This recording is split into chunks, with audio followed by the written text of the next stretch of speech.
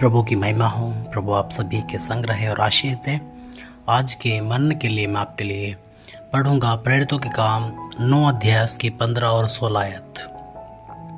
परंतु प्रभु ने उससे कहा कि तू चला जा, क्योंकि यह तो अन्य जातियों, राजाओं और इजरायलियों के सामने मेरा नाम प्रकट करने के लिए मेरा चुना हुआ पात्र है, और मैं उसे बताऊंगा कि मेरे नाम के लिए उसे कैसे कैसे दुख उठाने पड़ेंगे। यहाँ पर जब हम पढ़ते हैं कि हनन्याह को परमेश्वर बोलता है कि जा और साउल, जो बाद में पौलुस कहलाया, उसके पास जा और उसके लिए प्रार्थना कर।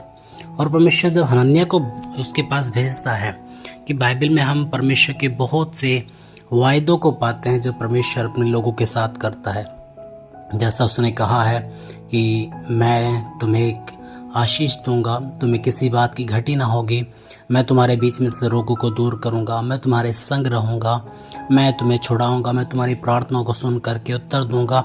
ऐसे हजारों प्रभु के हम वायदे बाइबल में पाते हैं जो हमें शांति देते हैं, संतावना देते हैं, हिम्मत देते हैं, हमारे विश्वास को दृढ़ करते हैं, हमें प्रभु में मजबूत करते हैं।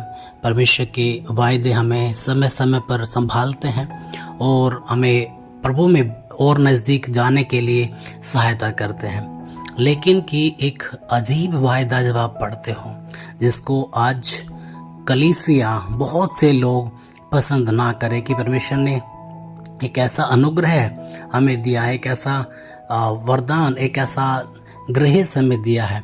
जब आप पढ़ते हो कि परमेश्वर ने पौलुस को जब चुना, हनन्याह को परमेश्वर बोल रहा है ये कि मैं उसे बताऊंगा, यानी पौलुस को, कि मेरे नाम के लिए उसे कैसा कैसा दुख उठाना है। कि एक व्यक्ति जो अभी नया नया प्रभु में आने के लिए है और परमेश्वर उससे उसके बारे में कह रहा है कि मैं उसको, परमेश्वर ने ये नहीं कहा कि मैं उसके द्वारा इतनी पत्रियाँ लिखवाऊंगा, मैं उसके द्वारा इतनी कलीसियाँ खड़ी करूंगा, मैं उसके द्वारा इतने बड़े बड़े सेवकों को नियुक्त करूंगा, मैं उसके द्वारा आधी नया नियम लिखवाऊंगा, उसको मैं इतना सामर्थ्य रीति से देशों में और यहाँ तक कि अलग अलग महाद्वीपों में इस्तेमाल करूंगा। परमेश्वर ने ये बात नहीं कही। प्रभु ने कहा कि मैं उसे बताऊंगा कि उसे मेरे लिए कैसा कैसा दुख उठाना होगा। हालेलुया। एक ऐसा प्रॉमिस कि पौलुस, परमेश्वर तुझे बुला रहा है, उसके कामों को करते हुए तुझे दुख उठाने होंगे। और पौलुस कलीसिया से कहता है, फिलिपियों की पत्री 1:29 में कहता है, क्योंकि मसीह के कारण तुम पर यह अनुग्रह हुआ है कि ना केवल उस पर विश्वास करो पर उसके लिए दुख भी उठाओ। और पौलुस क्या कह रहा है कि तुम पर अनुग्रह हुआ है, क्योंकि हर एक व्यक्ति परमेश्वर के लिए दुख उठाने के लिए समर्पित नहीं है।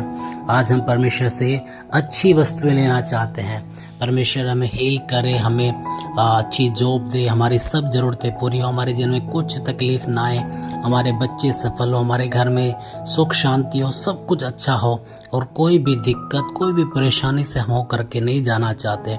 हम पसंद नहीं करते हैं कि हम टफ टाइम से होकर के जाए, मुश्किल हालातों से होकर जाए, क्योंकि हमें फूलों का बिस्तर चाहिए कि जिसमें चाहे हम प्रार्थना में हो या ना हो, चाहे हम उपवास में हो या ना हो, चाहे हम सुस्त हों, कुछ भी प्रभु के लिए ना कर रहे हों, लेकिन फिर भी हम एक्सपेक्ट करते हैं कि प्रभु कोई परीक्षा मेरे जीवन में ना आए, कोई दुख ना आए। आज छोटी छोटी सी दिक्कतों में एक व्यक्ति इतना हिम्मत हार जाता है, इतना कमज़ोर हो जाता है कि बस पूछिए मत। लेकिन जब आप प्रेरितों के बारे में पढ़ते हैं, प्रेरितों के काम 5:40 में लिखा है, तब उन्होंने उसकी बात मान ली और प्रेरितों को बुलवा कर पिटवाया और यह आज्ञा देकर छोड़ दिया कि यीशु के नाम से फिर बातें न करना। वे इस बात से आनंदित होकर महासभा के सामने से चले गए कि उसके नाम के लिए निरादर होने के योग्य तो ठहरे। यहाँ पर आप प्रेरितों का रिस्पॉन्स पढ़ते हैं, जब उनको मारा गया वो आनंदित हुए कि कम से कम इस योग्य तो गिने गए कि हम प्रभु के लिए मार खा सके। हालेलुया। एक स्पिरिट फील्ड व्यक्ति जो पवित्र आत्मा से भरा हुआ है, वो जानता है कि जब उसके जीवन में परीक्षाएं आती है, दिक्कतें आती है, वो उसको और नम्र बनाती है, उसको और दीन बनाती है और उसके जीवन में परमेश्वर के कार्य होते हैं। वो जानता है कि इन परीक्षाओं में परमेश्वर मुझे और ऊंचा करने के लिए जा रहा है। यदि आप सद्रक मेशक अबेदनगो को पाते हैं कि वे आग में फेंके गए, जब बाहर आए तो उनके पदों को ऊंचा किया गया। जब दानियल को शेरों की मान में फेंका गया, दानियल के पद को ऊंचा किया गया। तो प्रियो, कि केवल अच्छी बातें नहीं, हर बात के लिए समर्पित होना कि प्रभु मैं हर बात के लिए अय्यूब की तरह कि प्रभु से केवल अच्छी नहीं, यदि मेरे जीवन में दिक्कतें भी आए, सद्रक मेशक अबेदनगो की तरह बोलना कि वो छुड़ाए ना छुड़ाए, वो मेरा परमेश्वर है। वो आशीष दे या ना दे, वो मेरा परमेश्वर है। प्रभु आपको आशीष दे।